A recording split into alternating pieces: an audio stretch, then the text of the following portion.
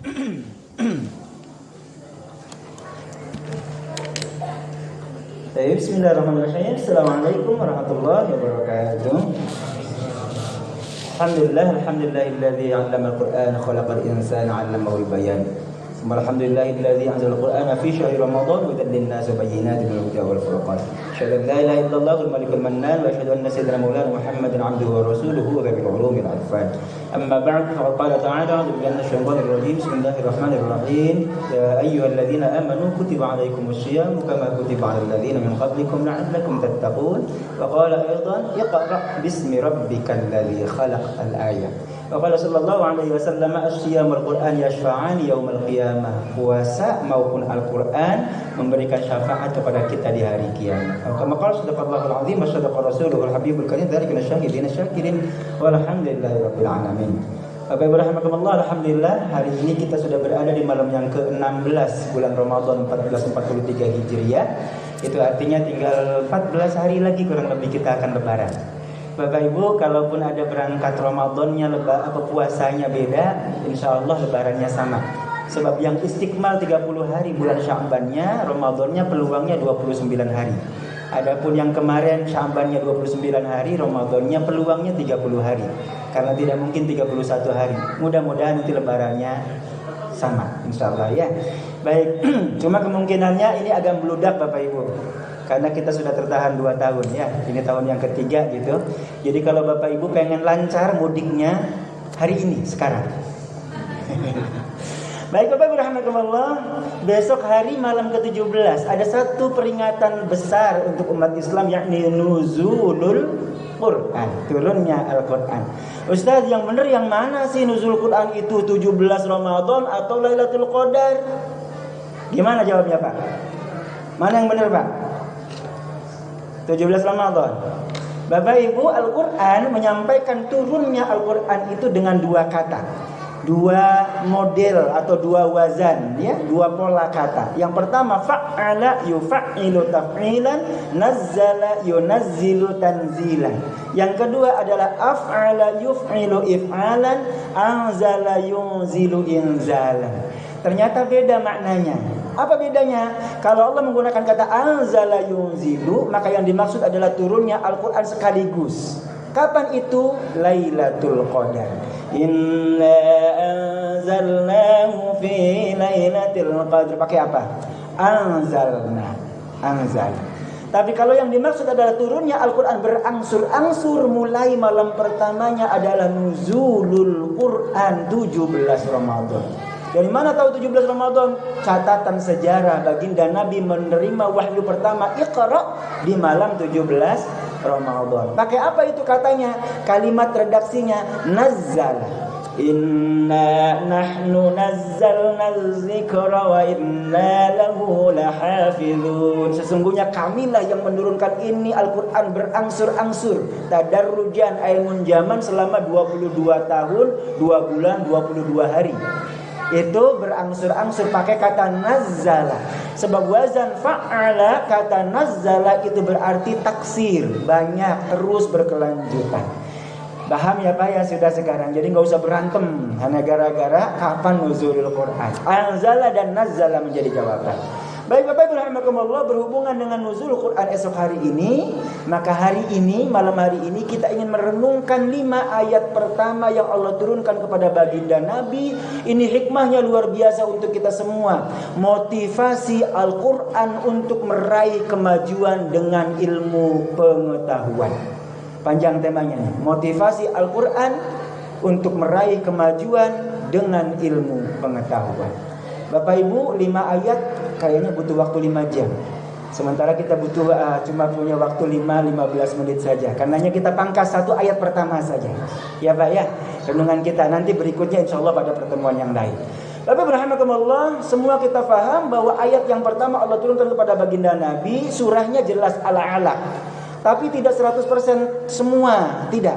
Tapi cuma 5 ayat pertama saja. Bunyi ayatnya semua kita hafal. A'udzubillahi minasyaitonir rajim. Bismillahirrahmanirrahim. Iqra' bismi rabbikal ladzi khalaq. Khalaqal insana min 'alaq. Al-ayat pendek. Iqra'.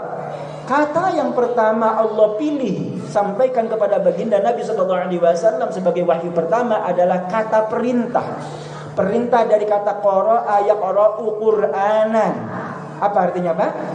Membaca. Iqra, bacalah. Begitu ya, sering kita terjemahkan. Bapak Ibu, ternyata kata iqra ini, awal kata ini secara harfiah lafziyah artinya bukan membaca. Qara'a itu bukan membaca makna harfiahnya. Apa itu artinya? Jama'a, mengumpulkan. Makna awal kata qara'a itu mengumpulkan. Iqra, kumpulkanlah, makna harfiahnya. Lalu kenapa bisa membaca, Ustaz? Sebab membaca itu mengumpulkan huruf demi huruf, kata demi kata, kalimat demi kalimat, maka diterjemahkan sebagai membaca.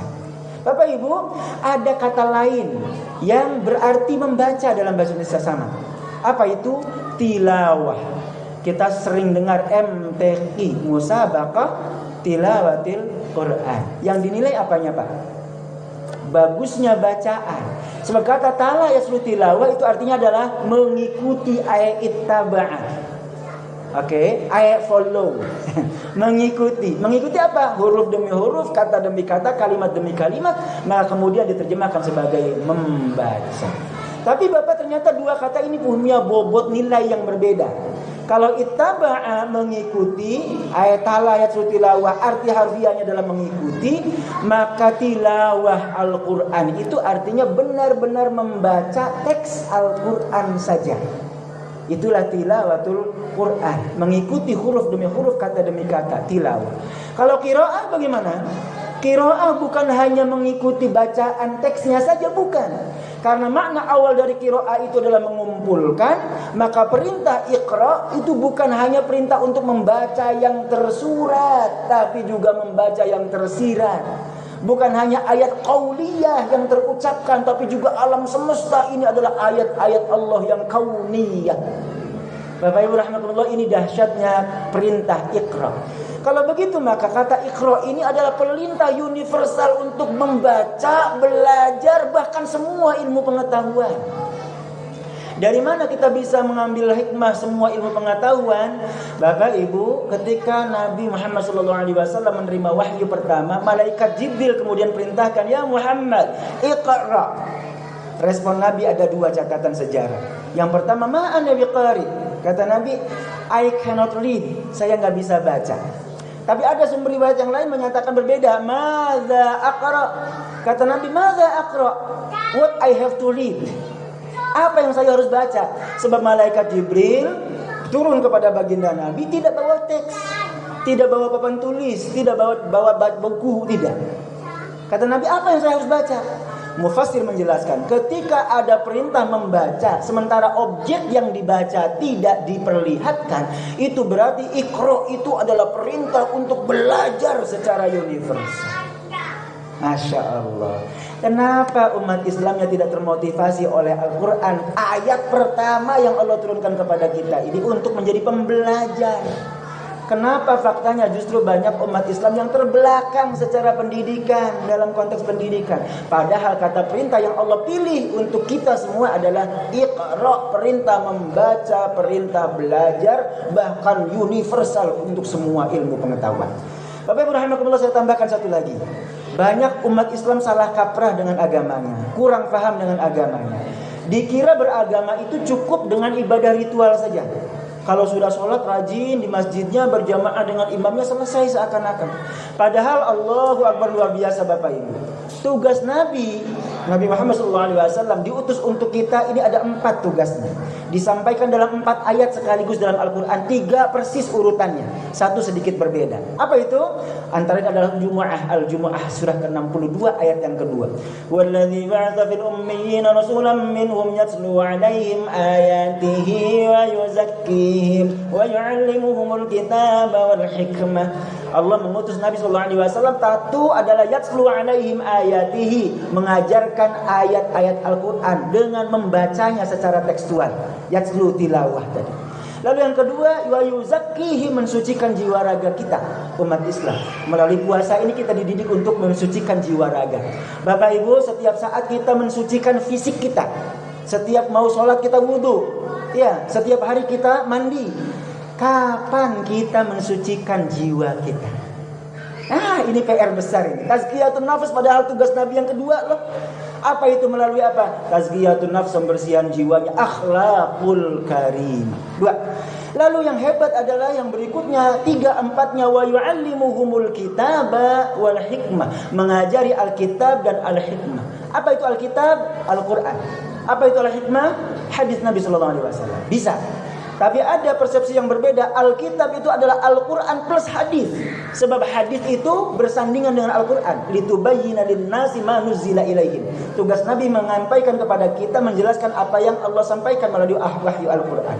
Ini yang pertama. Kalau begitu yang al-hikmahnya apa? Al-hikmahnya itu adalah semua ilmu pengetahuan. Berarti Bapak, ilmu pengetahuan itu adalah dha'atul muslimin, benar. Hilang dari umat Islam, padahal itu tugas kita. Maka Bapak kalau punya anak, punya passion, punya kesenangan, ilmu fisika, kimia, matematika, biologi, IT, silahkan. Tidak ada masalah. Silahkan beri support, dorongan. Karena ini perintah ayat yang pertama. Tapi dahsyatnya Bapak Ibu, setelah Iqra Allah mendampingkan Bismi Rabbika. Belajarlah setinggi-tingginya, belajarlah semua ilmu pengetahuan, tapi jangan lepas Bismi Rabbika, nama Tuhanmu.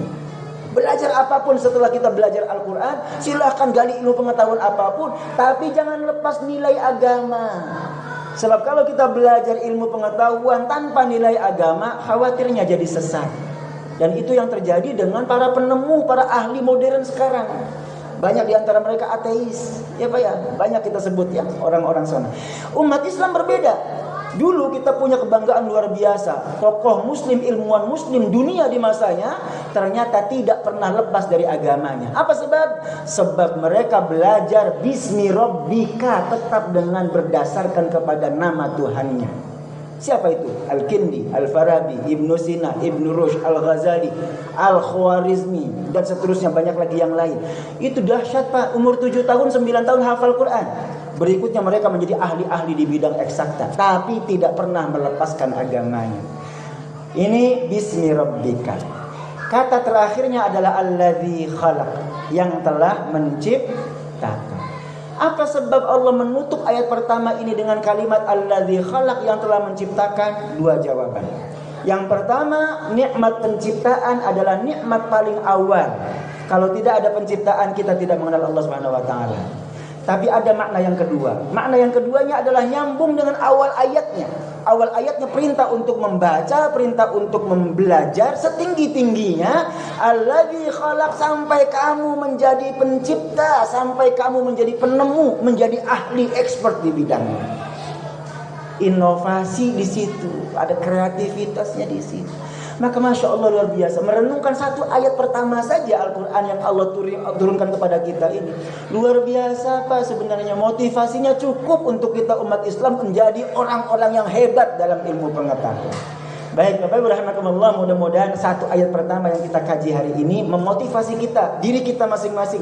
Juga kemudian kita tularkan kepada keluarga kita, wabil khusus anak cucu kita, untuk senantiasa menjadi pembelajar. Kata Nabi, minal mahdi ilal lahdi, dari buayan sampai liang lahat. Sebelum ajal menjemput, kita masih tetap punya kewajiban belajar, formal maupun tidak formal. Yang non formalnya bisa difasilitasi di masjid ini dengan taklim dan kajian-kajiannya. Mudah-mudahan manfaat untuk kita semua, memotivasi kita untuk meraih kesuksesan masa depan dengan ilmu pengetahuan. Semoga kemudian Allah ridhoi langkah kita semua, perjuangan kita. Amin ya Allah rabbal alamin. Alhamdulillah rabbil alamin. Assalamualaikum warahmatullahi wabarakatuh.